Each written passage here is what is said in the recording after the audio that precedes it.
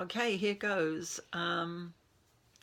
This is from my anthology, The Unsent Letter. And this is called The Unsent Letter, written in 2008 when my grandson Solomon was 8 years old. And the unsent letter was sent to, or not sent to, but written to Bo Anderson, Educational Psychologist, Waltham Forest Educational Authority, Walthamstow Town Hall. Dear Mr. Anderson, or can I call you Bo?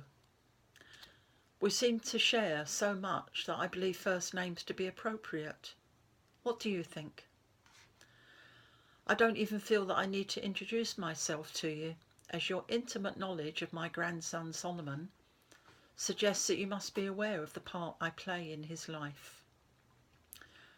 My apologies for not attending Sol's tribunal last week, but as I'm sure you know, the attendees were limited only to those who have a vested interest in his education. However, I understand that you spoke with great authority on behalf of Solomon and his current school, Winns Primary. I appreciate your concerns expressed so passionately at this meeting regarding Solomon's possible transfer to a school designed specifically for the education of children with autism. I have been assured that the financial cost of this move has played no part in the decision made by your employer, the LEA, to decline such a request.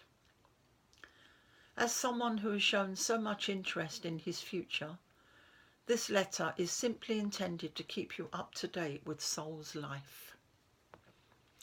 On Monday, Sol and his granddad were discussing the possibility of travelling at the speed of light.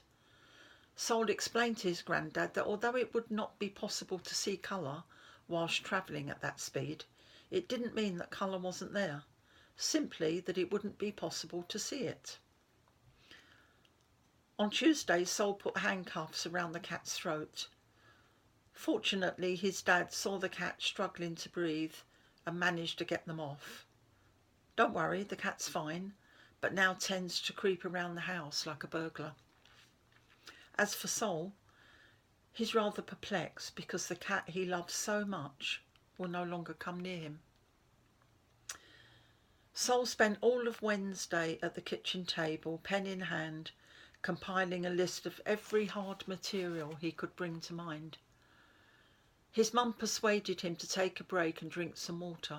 This he did, grasping his orange beaker tightly in his left hand, leaving his right hand free to hold on to the pencil.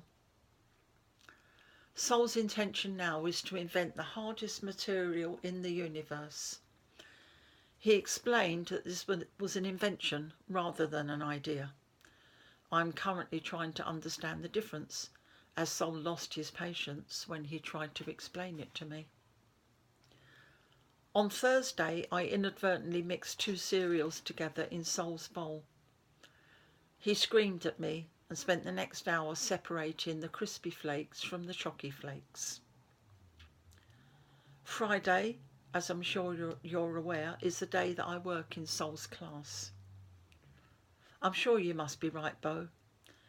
Children with autism probably prefer to be alone, and besides, his space in the corner catches the afternoon sun.